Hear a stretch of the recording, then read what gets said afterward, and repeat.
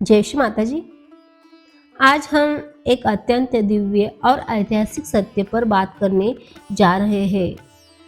एक ऐसा सत्य जिसे संत ज्ञानेश्वर महाराज ने वर्ष 1212 में मात्र 12 वर्ष की अवस्था में अपनी अमृत कृति ज्ञानेश्वरी के छठे अध्याय में विस्तार से बताया था और जो आज सहज योग के रूप में पूर्णतया सिद्ध होता दिखाई दे रहा है। संत ज्ञानेश्वर ने अपने ग्रंथ में कुंडलिनी शक्ति ध्यान योग और आत्म साक्षात्कार का जो वर्णन किया है वह सुनकर आज का साधक भी अचंभित हो जाता है। हजारों वर्ष पहले उन्होंने जिस दिव्य ज्ञान दिव्य शक्ति का वर्णन किया वही शक्ति परम पूज्य श्री माता जी निर्मला देवी जी ने 5 मई 1970 को सहज योग के माध्यम से मानव जाति के कल्याण हेतु जागृत की। आज मैं आपको इसी अद्भुत सत्य की संपूर्ण जानकारी देने वाली हूँ। ज्ञानेश्वरी के छठे अध्याय में वर्णित कुंडलिनी जागरण, सहज योग की सच्चाई और आत्म साक्षात्कार के उस महान पद के बारे में जो कलयुग में मानव जीवन का सबसे बड़ा वरदान बन चुका है।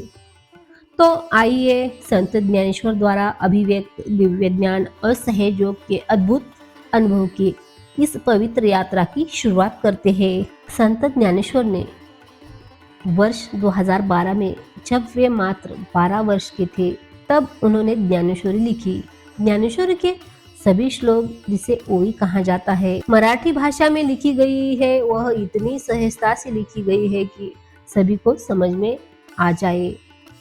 यह अध्याय भगवत गीता के छठे अध्याय के संत ज्ञानेश्वर की अपनी व्याख्या है जो इसे एक साहित्यिक और दार्शनिक बनाती है, न कि केवल एक धार्मिक पाठ, क्योंकि ज्ञानेश्वरी के छठे अध्याय में सहज योग की व्याख्या है जो आज के साधकों को अचंभित करती है कि हजारों वर्ष पूर्व संत ज्ञानेश्वर ने इस सत्य को अभिव्यक्त कर दिया गया था।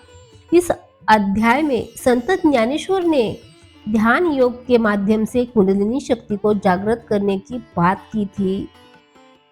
संत ज्ञानेश्वर ने कुंडलिनी शक्ति को एक महान शक्ति बताया गया है जिसके जागरण से साधक का शरीर कांतिमय हो जाता है और शरीर की अशुद्धियां दूर हो जाती है। यह शक्ति सुषुम्ना नाड़ी के माध्यम से ऊपर की ओर उठती है और साधक को आनंद के सागर में डुबो देती है।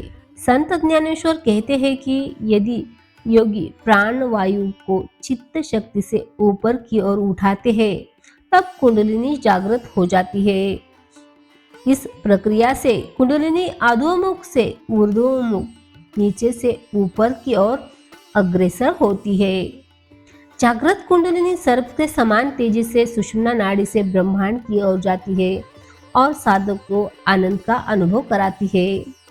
इसे एक कुंडलिनी शक्ति का सर्प शक्ति के रूप में भी जाना जाता है जो मूल आधार चक्र में 3.5 कुंडलियों लेकर सुप्त अवस्था में रहती है।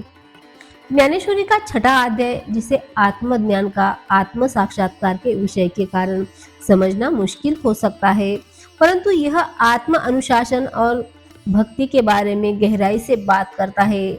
अध्याय का गहन दार्शनिक और आध्यात्मिक विषय जिसमें ध्यान, समाधि और आत्म नियंत्रण की जटिल प्रक्रिया शामिल होती है, इसे आम लोगों के लिए कठिन बना देता है।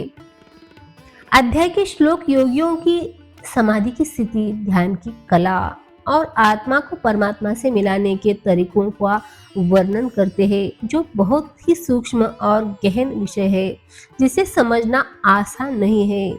पर अब घोर कलयुग में सहज योग सार्थक हो रहा है। परम पूज्य श्री माता जी के अनुसार कुंडलिनी को दैवीय शक्ति भी कहा जाता है।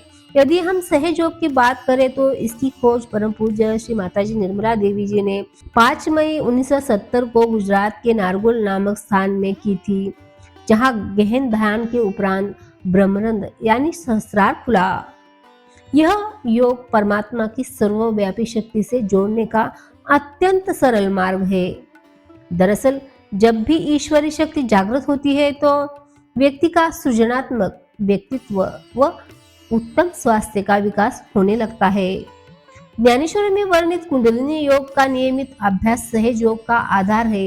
यहाँ कुंडलिनी को सहज रूप से जागृत करने पर जोर दिया जाता है और इससे साधक अपने अंदर के सद्गुणों को जागृत कर खुशीपूर्वक अपना जीवन बिताता है। यदि अब तक आप सहयोग से जुड़े नहीं हैं तो संत ज्ञानेश्वर द्वारा अभिव्यक्त शांति मार्ग हेतु जुड़ते हैं।